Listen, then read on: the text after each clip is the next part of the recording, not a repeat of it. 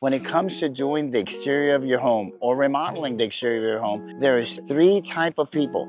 One person is your do-it-yourselfer, right? He's gonna do the project himself. Number two would be the person that says, I need a quote, gets three different quotes from three different contractors, then signs a contract and hires you.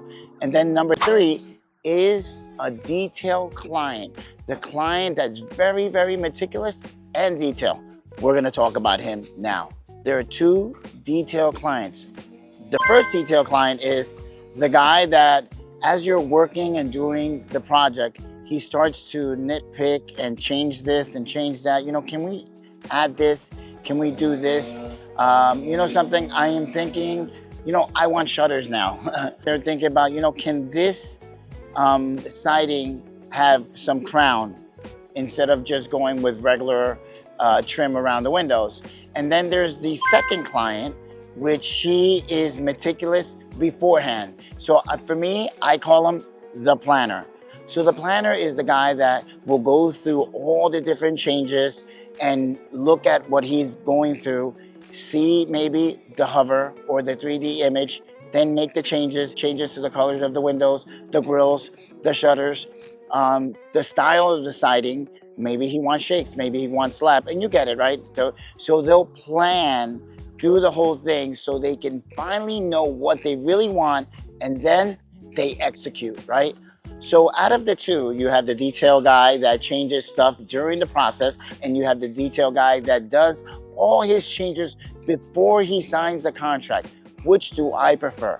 Let's find out. So this specific client, from the time that we initially came out and gave a quote and did multiple revisions to the day that we started to execute this roof, and then we're going to be doing the siding and the windows, it took 6 months. It took 6 months of planning.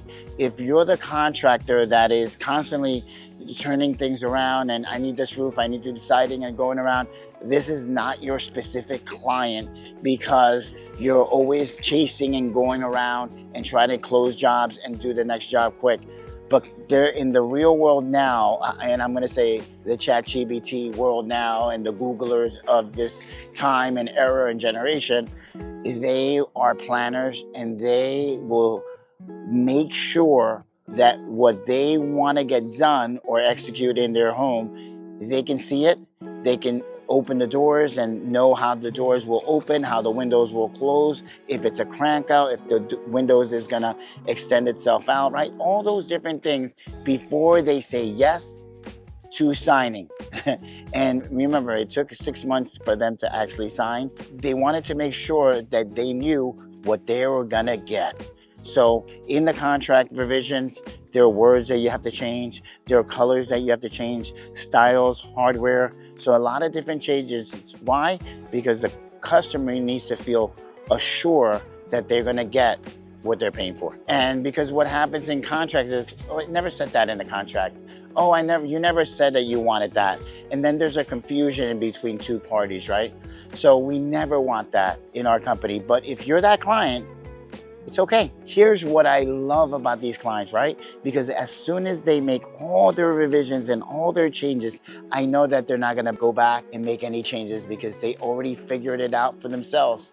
So it's a peace of mind for me. So for the detail client that's always switching things around and always making changes on the go, it's a little bit more frustrating, right? Can I do it? Sure I can.